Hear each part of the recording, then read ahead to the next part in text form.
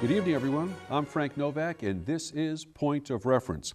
In tonight's open forum live broadcast, we're going to bring you questions and comments answered by the Mayor of the City of Haverhill, James J. Fiorentini.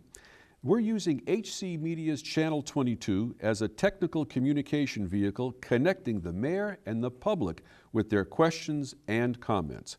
Welcome to the program, Mr. Mayor, and I'd like to ask you, how else do people connect with you other than utilizing this program this evening? All right. Can't get me tonight, that's why I'm here, but feel free to call me at work tomorrow, 978-374-2300, or email me, mayor@cityofhaverhill.com, or call our constituent services line, 311, and we'll do everything we can to take care of you. That's great. Excellent. You know, one of the things that the next question alludes to is something that you happen to talk about in your mayoral update that comes up, but perhaps you can elaborate on that during the course of this broadcast, and that is that you mentioned electric charging stations for electric cars. Tesla is currently in the forefront of this technology. Are there any plans to attract a Tesla supercharger station to Haverhill? I don't know what a supercharger station is. It sounds like a charging station that fixes or charges other charging stations. I think what they're looking at is that in some cases, I happen to have a friend that does have a Tesla, and when I asked him, when we're talking about cars like the Chevrolet Volt, on average it would take, I think, maybe 7 or 8 hours on a supercharging type situation. If you had a standard charging, it could take maybe up to 12, 14 hours.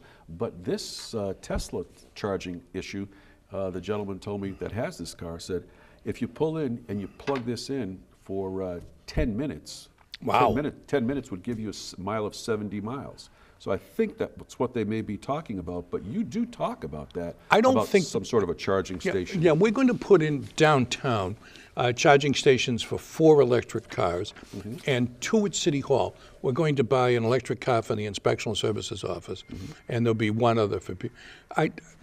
Let's look at the demand and let's see what the demand is out there.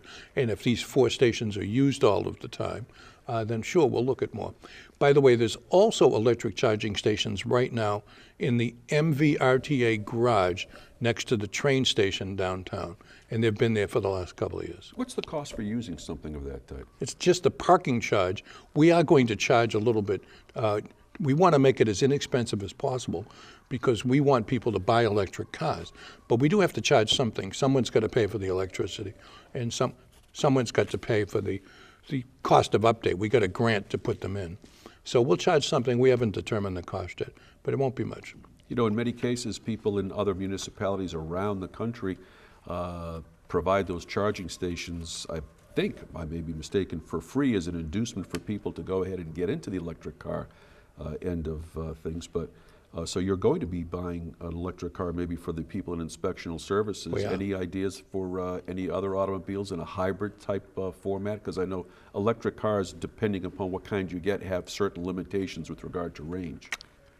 We become, over the past year, what's called a green community. That's right. I was just about to mention that. And that's that you're registered, designated as a green community. What does that mean? It means we get money from the state every year, and in exchange for that, we have to lower the amount of energy that we use, and we have to meet certain performance standards, one of which is that all of certain types of vehicles we buy have to be energy efficient vehicles, either electric cars or energy efficient gas-powered cars, etc. Or so energy efficient gas-powered cars, meaning it could be a hybrid car as well. It could be. Now you're talking about part of the Green Community Initiative is that you're transforming all streetlights.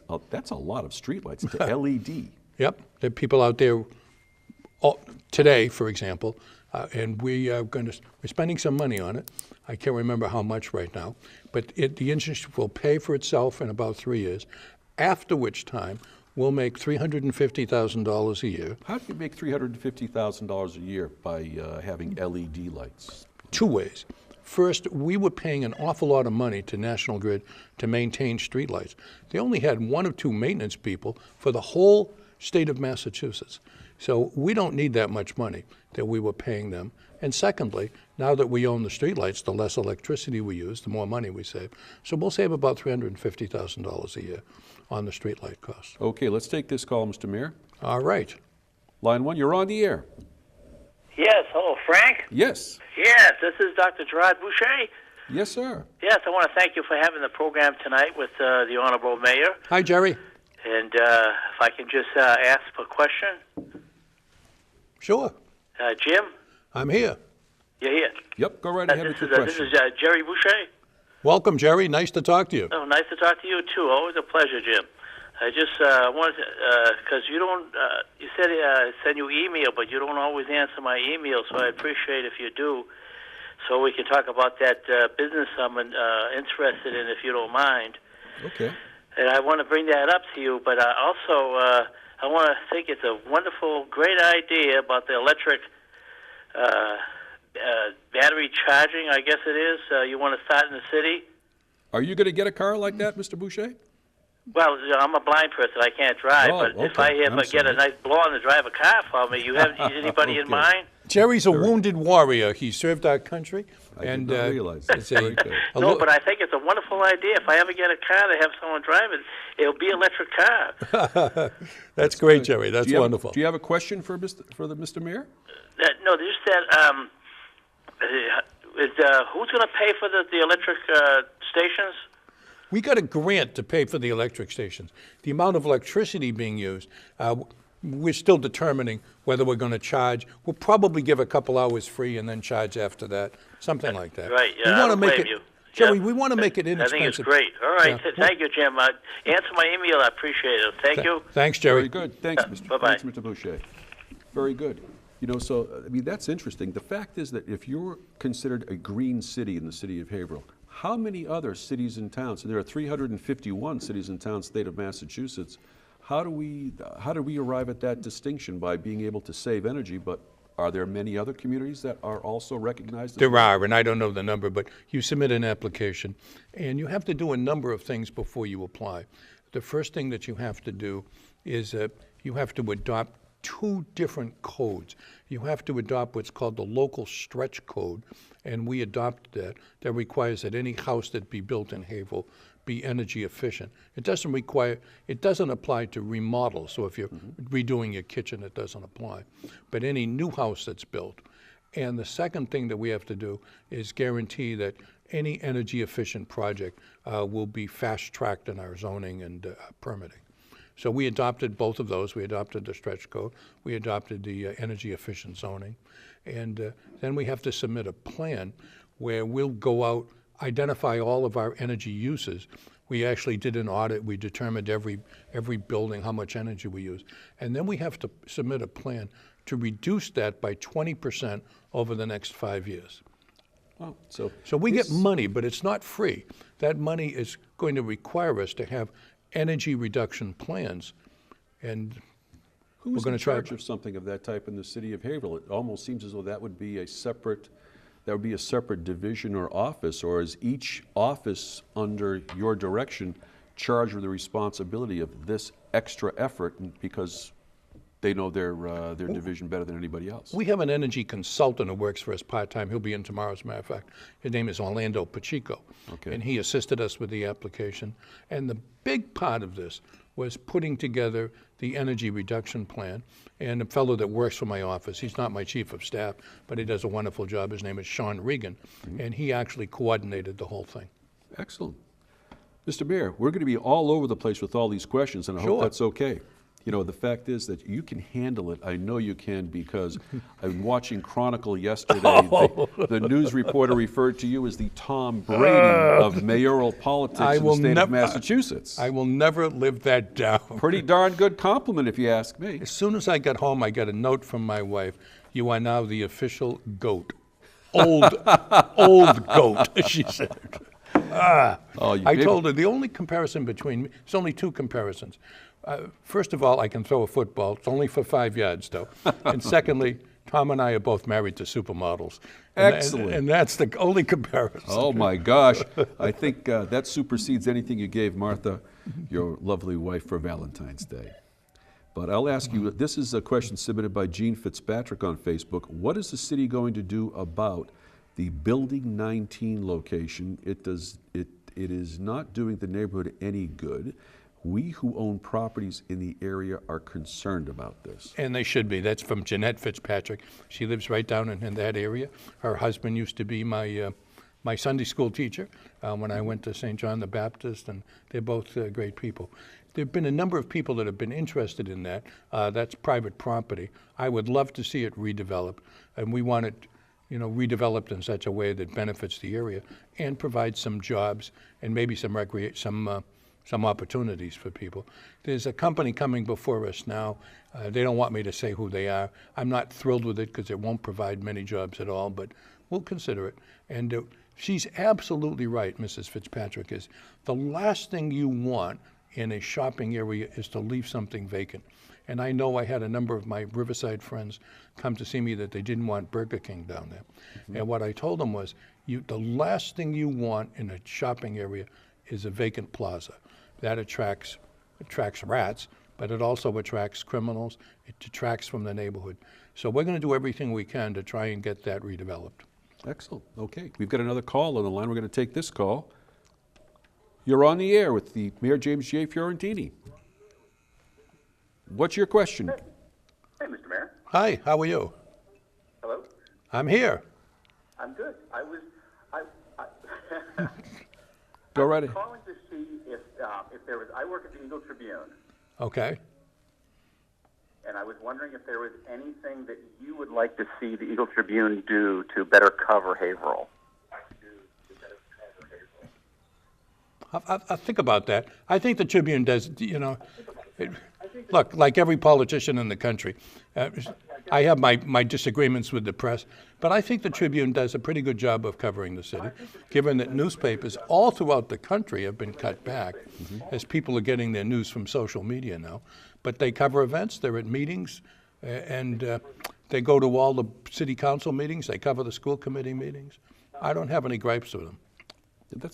That's pretty fair. That's kind of a compliment in reverse. If there was one thing I could add to that, not that the caller is asking me about that, but I try to keep score when I'm reading the Eagle Tribune, and in some cases, I wish there were more Haverhill stories in the Eagle Tribune. I know that they cover a large territory with the consolidations they have of several different newspapers. They've got a big territory to cover, but the High Point, I remember it was a few years ago, there were 5 separate feature stories in the Eagle Tribune about Haverhill, and I even called the news reporter, it was Mike LaBelle, and I congratulated him. Oh, what a great guy.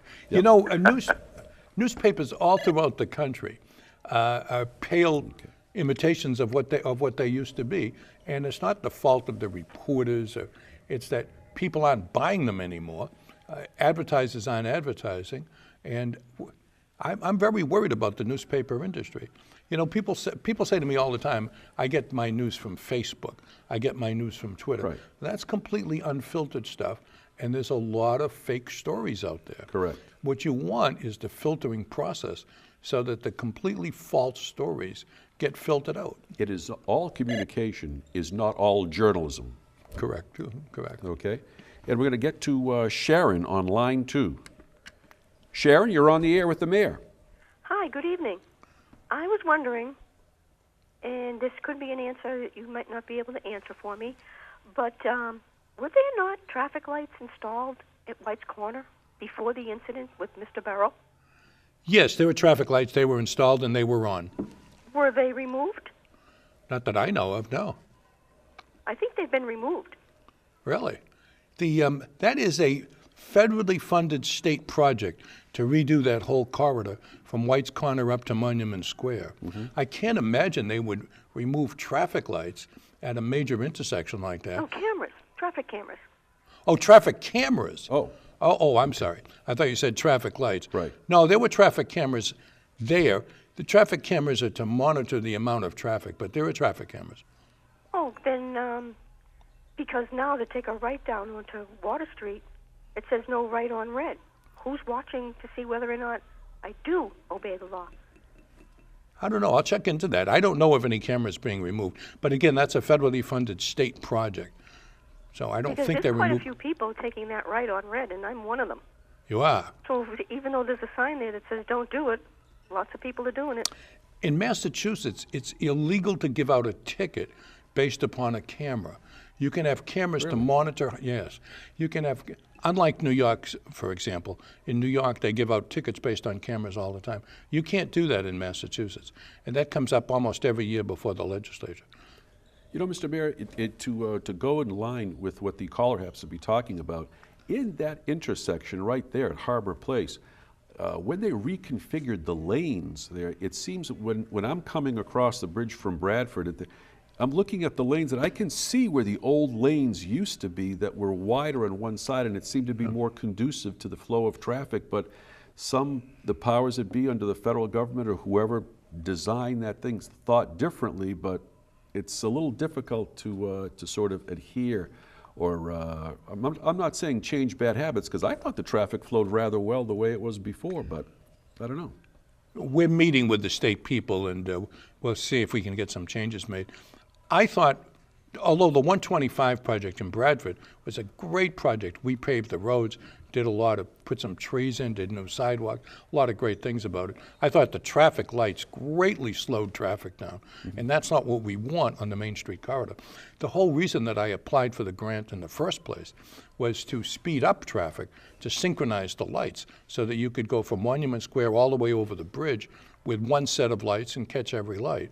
And I thought you did that because it wasn't until 1977 that I was able to go through all the lights from Bradford all the way up into Monument Square at one shot. Probably just a coincidence. Maybe it was a coincidence, but I thought I won the lottery because whoever is able to do that. And there were a couple of extra lights put in at that place. Okay, Frank. Well, thank you for your time. As far as I know, those cameras are still there, but they don't. The cameras are to regulate the lights, regulate traffic.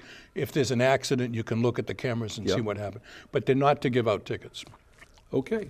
Thank you, Sharon. Thanks, Sharon. Thank you for your time. Okay. Bye-bye. Great. You know, one of the other questions we have from that came in from Facebook is that when can we expect restaurants to open up at Harbor Place? Well, the Harbor Place people were in to see me today, and hopefully they'll have a good announcement. I know they're working on stuff. Let's hope so. That's not part of the restaurant district, though, Mr. Mayor. It is now. It is now. Very good. Okay, excellent. Another question submitted by Deanna Antonelli Shea from Facebook. Why does Haverhill not offer Verizon Fios? As a growing city, I would think Haverhill would because Verizon Fios doesn't want to come here. That's it, right? Yeah, we would love to have Verizon Fios. I share everybody else's disappointment with Comcast. Their service gets worse, their amount gets better and better and better. I would love to have Verizon Fios. There's no law that prevents them from coming here, and there is no contract that prevents them. I've had them in several times in the course that I've been mayor and said, we would love to have you here. We've written them letters, we've met with them, and the answer is they're just not interested. The reason they're not, first of all, they're not expanding Fios anywhere in the country. But secondly, Haverhill is too big. They don't want to string 33 square miles. And I'd love to get them here. It's a great idea, but I can't. Do you think that will change as wireless technology expands, perhaps? Yes. I think as wireless technology expands, we'll finally be able to get what I've been working on for 10 years, competition. And that's what we want. That's the only thing that's going to drive cable prices down is competition. The wiring, this is how it's been explained to me. In order for the cable company to at least break even and hopefully make some money, because they're a profit-making organization, they have to be able to sign up a certain percentage of the city. I don't remember what it is, 30%, 50%, 70%, whatever it is, whatever the number is. And as long as Comcast is already here, has the city strung, the new companies are afraid they can't meet that, so they're not willing to put the multi-million-dollar investment in to come here. Believe me, I'd love to have Verizon Fios, but they're not interested. And I'd love to have a second grocery store for that matter, but same thing. They're just not interested. Right. The demand factor is not there. Okay. Although it's a little different because I do like Market Basket, and I don't like Comcast. Because you're the only guy in town, and you'd like to expand upon that. I get it. Okay. Next question happens to be from a Roberta Donovan Facebook question. Roberta Donovan is asking, what are you going to do about the high rent in Haverhill and the homeless? Two very related questions. High rent is a big problem all throughout the Northeast Corridor in the United States, and it's a big problem in Massachusetts that Governor Baker talks about all the time. High rent is caused by supply and demand. There's not enough housing, so people can, and there's a big demand, so people raise their rents. The only way to lower rents is to build more housing.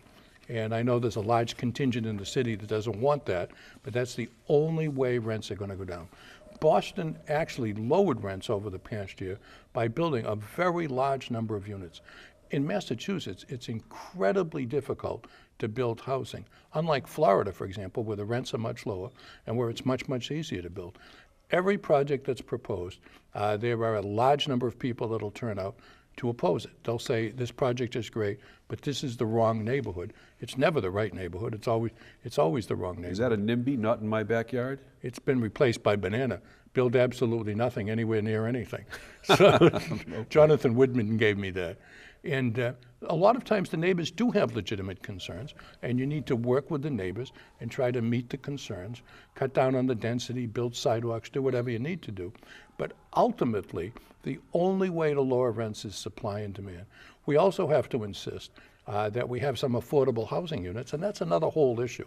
What's affordable? What's the definition? Where should they be? Affordable housing isn't low-income housing, but it's affordable housing. We call it workplace housing. So it's a terrific question, and it is something that we need to work on.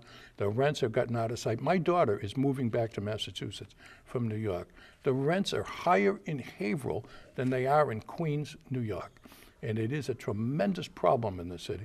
We're pricing out our children and grandchildren, quite literally for me. Before we take this next call, the question is that, but Haverhill, in comparison with the contiguous communities, aren't Haverhill's rents better? No, than I don't think so. No? No, our sale prices are. Okay. And Okay. you'd know more about that being a realtor. But some of the new units that are going in are very high rents indeed. And hey, more power to them. They'll attract people to town with a lot of disposable income. Okay. They'll help our restaurants, et cetera. But there has to be a place in our city for the children and grandchildren of the people that built the city, for the ordinary person who can't afford $1,500, $1,700, or $2,000 a month. And we really need to do a better job at that. Excellent. Okay, Mr. Mayor, we're going to take another call. You're live on the air with the mayor of the city of Haverhill. Can we take? Yes. Hi, Mr. Mayor. How are you tonight? Good. How are you? Good, good. I have a quick question about the upcoming sale of retail marijuana. I'm sorry? How is the zoning for retail marijuana shops decided, and how will marijuana impact our economy? How will it impact our city? Is that the question? Right. How will it impact our city's economy? I don't know how will it impact the economy. I wasn't for the legalization of marijuana. I didn't think it was a good idea, and I feel that eventually people are going to regret doing this. But that's the law. People voted for it in Massachusetts and in the city of Haverhill. The city council decided on the zoning, and certainly with input from my department heads and myself. And there were a number of public hearings, public meetings. There were a couple hundred people, I think, at the last meeting where the city council voted that. They voted in, I believe it's 5 zones throughout the city. And that's only the first step. The next step is they have to get a host community agreement from me. I just interviewed a company today, and I have a little advisory committee that advises me. And then after that, they have to get a special permit from the city council. Although I didn't want legalization, it's going to be somewhere, so we might as well get the money from it. And it's going to have a very positive cash input to the city of Haverhill. Okay. Along with that, one of the other questions that came in on Facebook asking about marijuana, saying is the Chunky's location that was the former theater, is that? No. That's not a location for No, that. but I've read that 1,000 times. Have you? And what about anything, is there likely to be a place in downtown Haverhill, a target location? There's been a couple of people there's one person that has a host community agreement to go downtown Haverhill, where the Sons of Italy used to be. And Okay. There's another person looking at downtown Haverhill. Chunky's has an arrangement with a gym for a gym to go That's what there. I understood as well. Too bad. I'd rather have the Chunky's, but I agree. What I can hope you that do? answers your question, caller. It does. Thank you very much. thanks. Thank you. Okay, and we'll go to line 2. You're on the air with the mayor. Hi, Mr. Mayor. I have a question about recreational opportunities by the riverfront. There's been some development downtown lately with Harbor Place, the Bradford Rail Trail. There was talk at one time of extending the boardwalk that's behind Harbor Place and Haverhill Bank.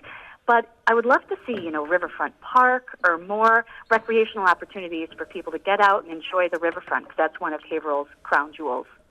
I absolutely agree.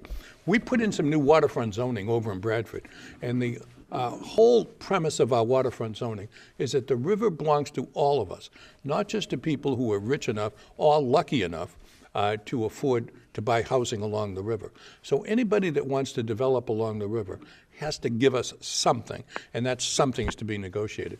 They have to give us a walkway along the river, and or they have to provide part of a park, maybe in conjunction with other developers or other homeowners. They have to give us a view, and our goal is to open up the river for as many people as possible. So I'm absolutely on board with what you're saying. If I'm not mistaken, many people that have run for office in the city of Haverhill before have always made reference to the river as a forgotten or an underutilized asset. And in line with that as well, Mr. Mayor, the question is that I recall having a conversation with you in the past where you were recognizing the impact of the shoe industry in the city of Haverhill and how it's a large part of its history. But you're the one that was remarking about the fact that maybe not enough attention has been given as to what Haverhill was involved in prior to the shoe industry, and that was shipbuilding along the river. Shipbuilding, yeah. Well, our history isn't really tied up with shoes. Shipbuilding was before that. But this lady, and I think we lost her on the phone, is absolutely right. The river is our prime asset. When you and I grew up, Frank, you didn't want to open up the river. It was smelly, and it was a place where both the city itself and all of the shoe industry discharged its waste, and we turned our back to the river, and rightly so. But the river's been cleaned up over the decades. It's now a place where you can swim, where you can boat, and this lady's absolutely right. We want more parks, walkways, trails along the river. The thing that's gotten me the most comments in 15 years of being mayor is opening up the view on Water Street for the river. And that's what we want to do all up and down the river. We want what I call our own emerald necklace all along the river with a series of parks and playgrounds, walkways and trails. We can't get there tomorrow, but we can get there. Okay, very good. One of the other questions that came in on Facebook as well, they referred to a marijuana store in downtown Haverhill. You've already addressed that issue, but one other person is asking for better parking in downtown. And how can we achieve something of that type, Mr. Mayor? Any additional garages that are slated on the horizon for? No, and I'm not convinced that we need one right now. Okay. What we need is better management of parking. If you go down to Merrimack Street is never a time when it doesn't have a surplus of parking spaces. If you go into the Goki deck, for example, and we do studies on this, we don't just guess at it. The Goki deck, there is never a time when there aren't a minimum of 100 vacant parking spaces on Merrimack Street. The other end of town is a little bit more difficult because it's a success story, and that's what you want. But we need to do a better job of managing it. The parking garage, the MVRTA garage next to the train station, is almost never more than 50% filled. So what we have to do, and we're working on it, is come up with a plan to get people into that garage and off the street. Won't they be walking at a Yes. type of a distance? They'll be walking. But that's good for cardiovascular, no? Okay. People think nothing of parking in Boston, paying $25, $30 to park, and then walking several blocks. And there is no other spot to build a garage at that end of town. And there is no money to do it right now. We need to better manage that, move cars along, and we're working on a new parking plan to do that. When you're talking about, bringing parking in the downtown area would go along with a greater degree of commerce as well as population in the downtown area. You may have population relative to what they're doing above street level relative to the apartments and condominiums that many developers are doing. But what can we look upon on the horizon for added businesses or things that may serve the consumer public on the first level? My strategy has been from day one with that end of town is that business follows people not vice versa. A century ago, downtown was built up by people following business. The Board of Trade, the predecessor to the Chamber of Commerce, built the first shoe factories, and they attracted immigrants from around the world to work there. But it doesn't work that way anymore.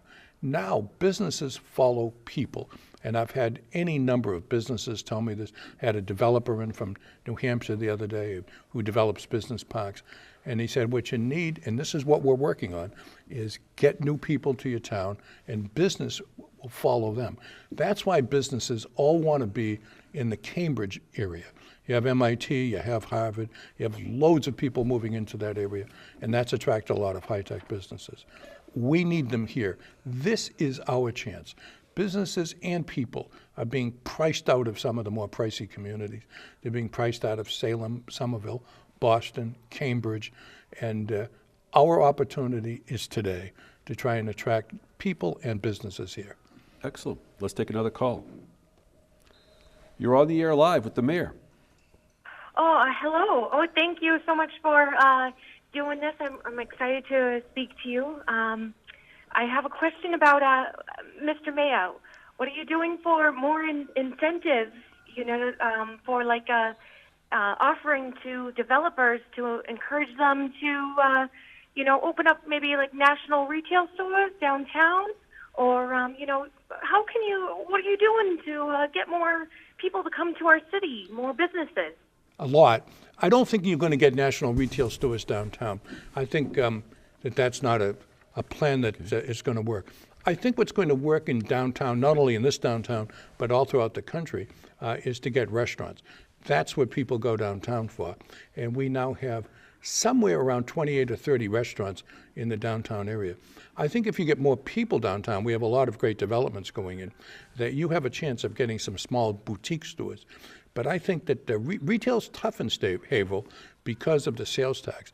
But what retail wants to be is they want to be near the highways. And that's the only spot we have a chance from. I don't think you're going to get a Walmart or a Target or any of the big retail stores to come to a downtown area. What you want downtown, though, is you want a walkable downtown, you want a nice downtown, clean streets, safe streets, good schools, and you want to attract the restaurants where people can go out to eat and have a great time. That caller talked about incentives to be able to bring businesses in the downtown area. I mean, the biggest story in the news right now is the incentives that were the colossal incentives in New York for Amazon, and they walked away. And you had mentioned to me just before the broadcast that you're not heavy on incentives, and tell us about that. Well, I'm not heavy on incentives for retail business. We've never done them, and I don't know that we need to or that it would work. The only time I've given incentives is to attract manufacturing. We gave some incentives to Southwick. They were going overseas. They were all scheduled to go to Thailand, and I worked with the Romney administration for the state and us to offer some substantial incentives. Southwick is now our biggest employer with 600 employees, and as I like to say, almost every Brooks Brothers suit made in America is made in Haverhill. That's what you want to give your incentives to. You want to give your incentives to people who employ large numbers of people in good jobs where they have a chance of advancement. Was there a condition with Southwick that they employ a certain percentage of Haverhill residents? No, but it was a condition that they had to keep expanding their employment base. And that's what you're allowed to do. Now, downtown is a different story. We've given incentives downtown for Harbor Place, for example, for people to buy the buildings, and we hope that they pass them on to the tenants. By and large, retail and restaurants downtown, most of them, not all of them, most of them are tenants. So we give the incentives to the landlords and hope that they go out and pass them on to the tenants, if that answers the question. Okay. We'll take the next call. Thank you, Mr. Mayor. You're on the air with the mayor. Hi. Yes, Frank. How are you? This is Kenny. How's things? Hi, Kenny. How are you? Good. Good. Jim, just a standard question, please, a follow-up. Sure. How are we doing on the generators for the firehouse? That's my only question to you. Because I know the council has voted for it and so forth. Excellent. How we stand on that right now? If the public wanted to hear that, I'm not sure if they could hear Ken's question. He was asking about the generators, a follow-up question, generators for the firehouses. I signed a purchase order yesterday. I understand that they'll be installed somewhere around May. They all have to be custom designed. then they have to be installed. But we're on track, Kenny, to have them installed. Excellent. How's that, Ken? Very good. Okay. We're going to Miss Arntz from Creative Haverhill right now. You're on the air. Hi, Jenny. Hi, Mr. Mayor. How are you? I love what you're doing, and you know, the arts is a big way of attracting people to our city. Thank you so much. I loved your words about the murals on the Chronicle episode last night, and I just had a question as we're planning for this year and the coming years. In your opinion, what other areas in the city could benefit from some public art or a facelift through some of these creative placemaking efforts that we've been taking on? I don't know. Can I give that a little bit of thought? I'd like to get your input on it. I love public art. Not everyone does, by the way. It's not the same as going to a museum. But I love it. I think it attracts people to the city. I'm sure you've read, and I think we've talked about it, The Creative Economy by Richard Florida. And it said the way to revitalize your downtown is arts and music, making it friendly to a wide variety of people. So downtown, certainly. I don't know where else, Jenny. What do you think? I've always looked at GAR Park and saw that as a really great opportunity for revitalization with some, music activities, but also, that little hat shell area could use maybe some art on there. I don't know. I think I think that we can get creative in thinking, it doesn't have to necessarily be the most obvious walls, but if there are other neighborhoods in the city that could use a facelift. Well, I tell you what I'd love to chat with you about sometime. And first of all, is putting more artwork on the new sections of the rail trail that are coming up. And secondly, have you seen the graffiti alley in Cambridge? He's asking you, Jenny, if you've seen the graffiti alley in Cambridge.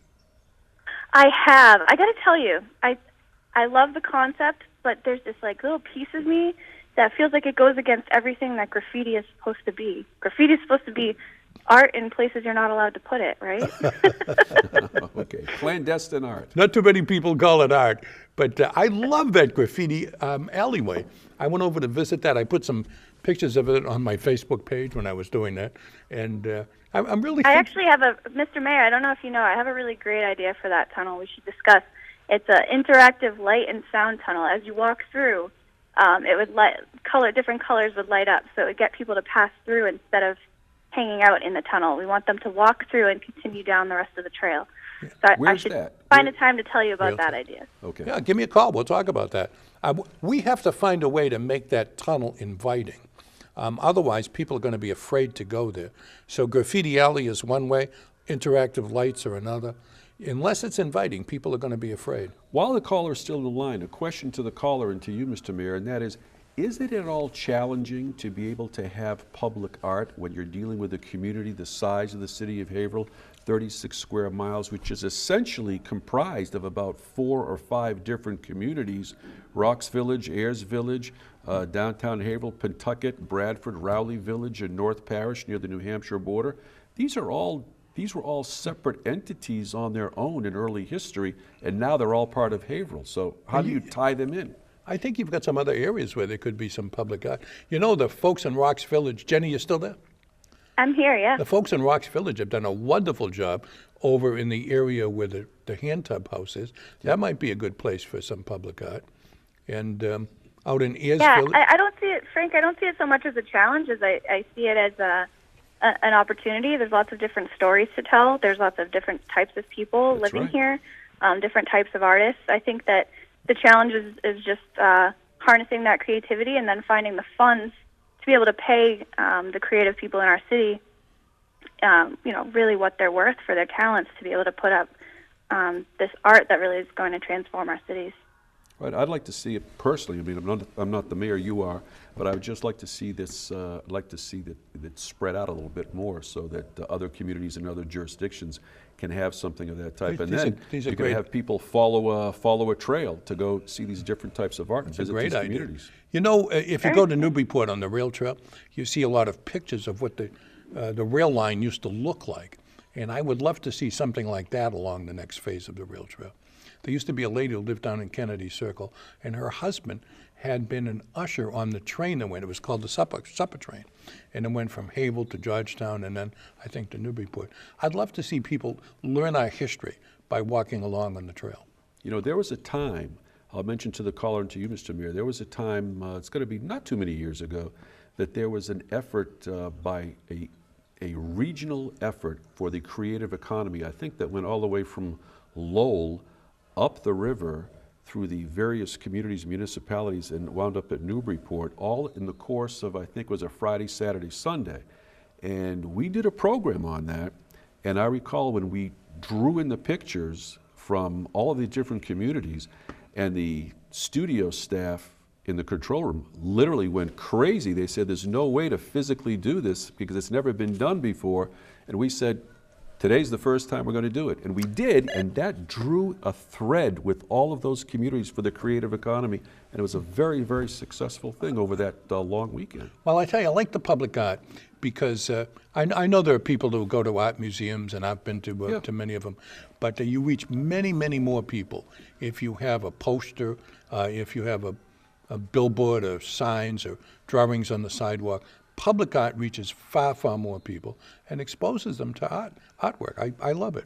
Thanks, Jenny, thanks for the call. Thank you, Jenny. Thank you. Okay, another call. You're live on the air. Hello. I was calling because I was interested in knowing, like, when do you think that, like, retail marijuana stores would start being open, and when will we start seeing those in Haverhill? I'm sorry, I couldn't hear the question. They were asking about when do you think retail marijuana stores would open in Haverhill? Probably this summer. Okay.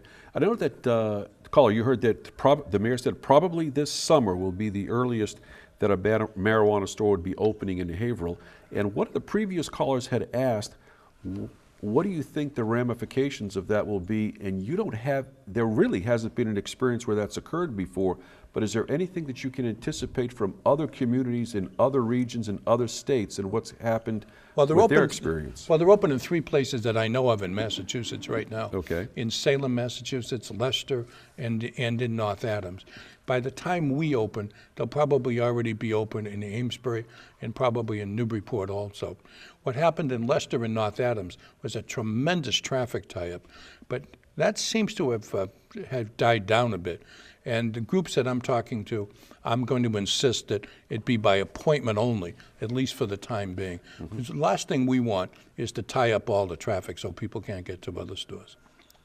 And it's going to have a good impact on some people.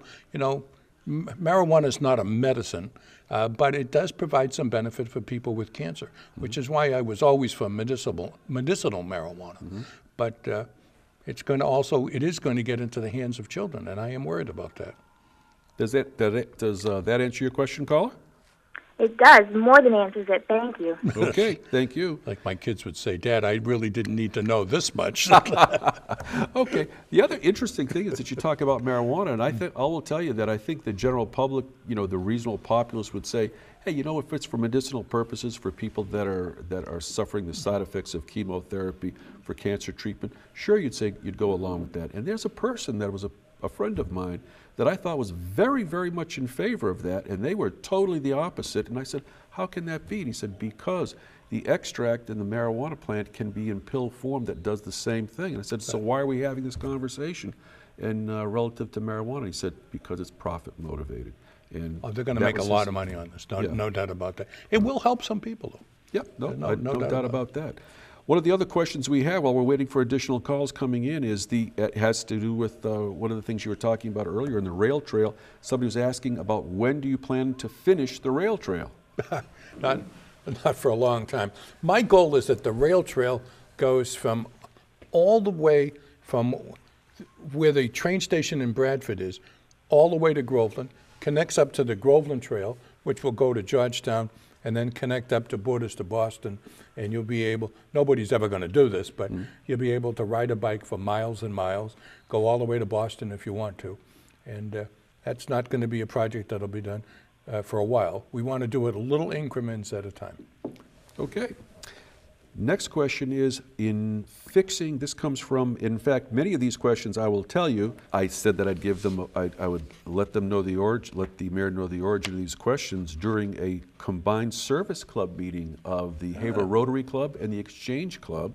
They like the idea of being able to fill in the blank. You know what the mayor should do? And filling in the blank. I love it. Let's hear it. One of the questions was, they asked for fixing the schools to the degree so parents don't have to look to send their kids elsewhere. Well, I've been talking to Superintendent Marata on that. Over the past years that I've been mayor, we've put $110 million, a lot of it with state money, into rehabbing our schools. We totally rehabbed the high school. We built an all-new hunking school, and we put in new boilers, new windows, new roofs, but there's always more to do. The next school to be done is the Constantino School, and we also need to make some repairs to the Whittier School. The school department has a maintenance department, they have a maintenance plan, and we need to do everything we can so that our schools are up to snuff, fully fixed, and ready to go. Do you think they're talking about the physical plant, Mr. Mayor, or are they talking about the curriculum or the overall? Oh, I don't know. You were at the meeting, so I don't know. You know, so the schools have made some good progress in the curriculum. The Tilton School, last year, the Tilton School was one of the best improved schools in the whole state, in the state of Massachusetts. The high school also made some good improvements last year. We have to keep that progress going. You know, when we take a look at the school system, statistically, it's the figures that I've got, and generally see how they jive with what you understand. There are 7,499 students in the city of Haverhill. That's about right. And 987 employees. Sounds about right. Okay. 600 former teachers. The total expenditure, I guess, on the school budget, is that $107.2 million? It's about right, yeah. Okay, and that comes out to about, is this right, about $13,000 per student? I don't know the number, but it's right in that range, yeah. Okay. Interesting statistically, you know, to go in line with this type of a question, it's that statistically speaking, the average SAT score is 1,082, which is 6% higher than similar districts. That I wasn't aware of that, but that's great stuff. Right, and we have 82.9% graduate high school, which is 3% lower than similar districts. I know there's been a lot of discussion over the years about lessening the dropout rate. Has that lessened? Is this figure indicative of that? Yes, but there's a ways to go with it. The dropout rate at the high school went down dramatically last year. Look, I'm not satisfied with education. I think we need to do more and we need to do better, but they are making progress. You know, and we take a look at 73.3% go to college, which is 6% lower than similar districts. The key is the similar districts. That's correct. Well, number one is figuring out what districts really are similar. Mm-hmm. There's always an argument about that.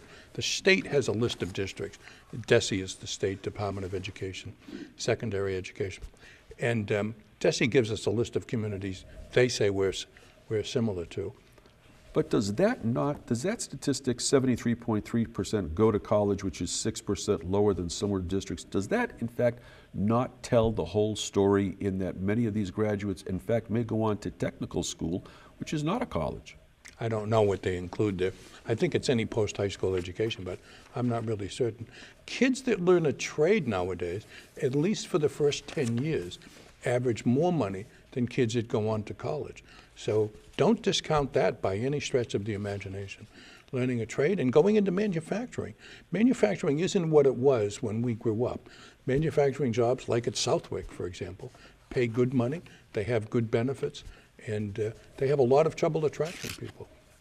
If you figure that Haverhill's got 62, according to the last census, 62,215 people, I think there's more than that, but they say Haverhill School Districts enrolls 12% of the population. Does that statistic sound like a reasonable balance? It sounds low to me. Yeah? But it could be right. I don't know. Okay. I'm not familiar with that statistic. Here's one question that may go along with what we're doing this evening, and that is the question that one of the individuals had was having more, you know what the mayor should do? The mayor should have more resident involvement in city decisions. Is that part of what we're doing tonight, Mr. Mayor? It is, and I agree with that. We need residents. We need residents on city boards. They're all done by volunteers and by residents. I need residents who are willing to talk to me all the time, give me input and advice on where we should go in the city, and I absolutely agree with that. You know, how would you do that? Well, we're going to be doing a new master plan for the city over the next year, year and a half. And one of the things, once we hire a consulting firm, we're going to be going throughout the city and having meetings and asking people, what do you think? What would you like to see in this neighborhood? And what are the good points? What are the bad points? And we absolutely want more. We absolutely want more citizen involvement. When was the last time that we had a master plan? I think 1995, but I'm not certain. I think it expired about 10 years ago. But it's still got a lot of the last master plan was absolutely terrific. Did you meet did the city meet all the goals of the previous master plan? I think so. One of the goals of the master plan was to push growth downtown. Take the old factory buildings, redevelop them as housing, and yeah, I think we've pretty much done that. Now we need to look, those old factory buildings are pretty much gone. Where do we go from here? Where will be the next business or industrial park? Where should growth go from here? Where should we put it? And how do we meet the needs of the neighborhood when we do that? Well, one of the things that hit the front page of the Eagle Tribune this evening was the large apartment complex or apartment or condominium complex. Is that where the Orstein Shoe Building No. was? Or where is that? Where was that front page story? Location. Where were the apartments? There was a company called the Biscotti Company right over where Hoyt Worthen Tanning used to be, right in that area there. Okay. Remember Hoyt Worthen Tanning? That's not totally, but the fact is that's a pretty sizable project they're talking about. 60 units? Yeah. 60 units is a sizable project for Massachusetts. Getting back to what we were talking about, I vacationed down in Florida. The next town over for me put in a development with 30,000 units. Well, that's colossal. But I'm just saying, this fellow, according to the news report, bought this property in 2000. Yeah. And has been looking to do something ever since. So 60 units is a small development, but we'll take a look at it. We've got a couple of other calls, Mr. Mayor. Let's go to this one. You're live on the air. Hi, I would like to ask the mayor, what's his opinion of the new superintendent? And I will take my call off the air. Thank you. Okay. I think she's terrific. I really like working with her. She's incredibly hardworking.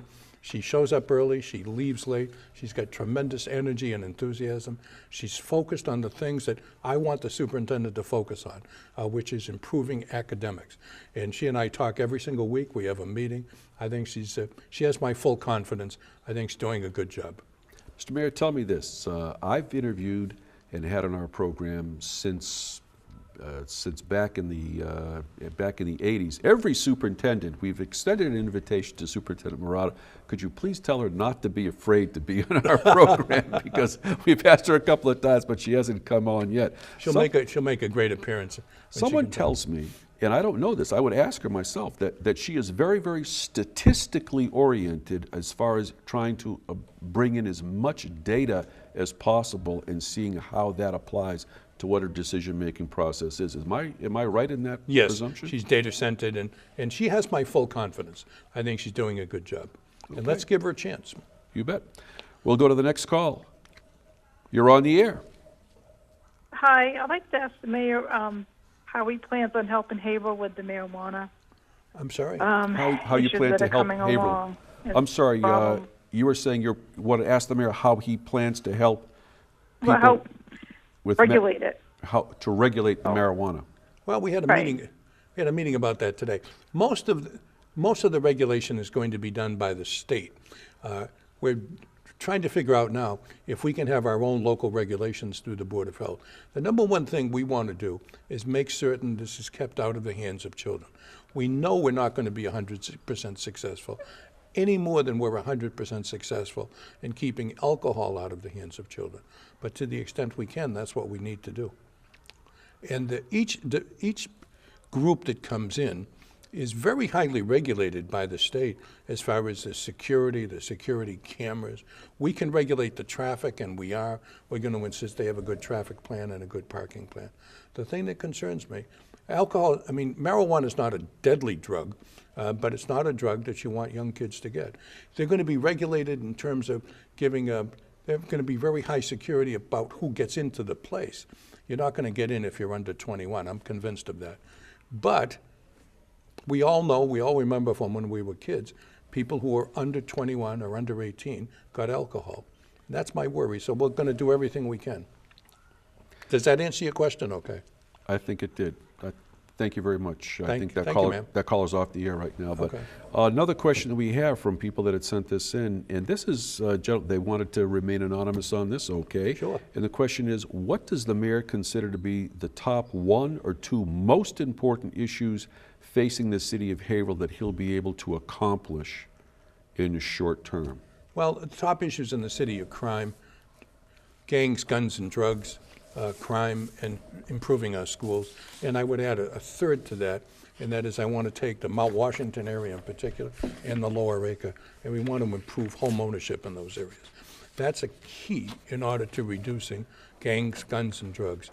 And if you look at what Methuen did with the Arlington neighborhood, they were able to offer incentives to get people, homeowners, to move into those areas. That's the area we want to look at. Of rehabilitated areas, or? No, they gave people incentives and said, look, you buy in this house and you live there, we're going to give you an incentive. And we can use our CDBG money, our community development block grant money, in order to do that. Well, that's the same when you had designated zones in previous years in the city of Haverhill, correct? Years ago. Well, you know, it's very interesting to note statistically, from my own personal statistics being in the business, Mr. Mayor, of 12 units, new construction units, that were up near between River Street and the Constantino School in what would have been considered throwaway scrub brush area. Very nice 12-unit development there of attached colonials. And it is interesting, of all the people that bought, only of the 12, only 2 are Haverhill residents. Everybody else came from out of town. But do they live there? Yes, they did. Perfect. Yes, That's they what did. we want. And it was affordable, too. Many people would say, well, how do you figure $300,000 to $365,000 is affordable? Well, when the closest single-family bare-bones home is over $420,000, it became affordable. That's why people came. Home ownership reduces crime. Homeowners are much more likely to take care of their property. They're much more likely to be interested in the schools, and that's what we want. But anyway, crime and schools, to me, are the 2 issues we have to focus on. I'd like to mention a few statistics to you to see what you think and about what they about how accurate you think they may be. You don't know for sure, but under most diverse suburbs in the state of Massachusetts, 351 cities and towns, we rank number 22. Okay. Most diverse places to live in Massachusetts were number 48. I don't know how the distinction is. Number 48 of 370 places. And best suburbs for millennials in Massachusetts, we rank 108. Well, we want to move that number up. We want to be number 1. Yep. Okay. And just to let you know, also we're talking about, just before you wrap, it's interesting to show that the overall ranking for the city of Haverhill comes across pretty well as far as the report card is concerned, where it shows that we have an overall ranking of B. Okay? Oh, B, we want to be an A+. B or B+, that's right, but we're working at it. We want to be the number 1 city in the state and the number 1 city in the country. And we should never stop trying to improve the city until we get there. You've got that right, Mr. Mayor, and that just about wraps up this program as a result. And we hope that this has been a point of reference for you, Mr. Mayor. Thank you so much. That it's been helpful to you. And we hope that this has been a point of reference for our broadcast public as well. And until next time, my name is Frank Novak, and thanks very much for watching.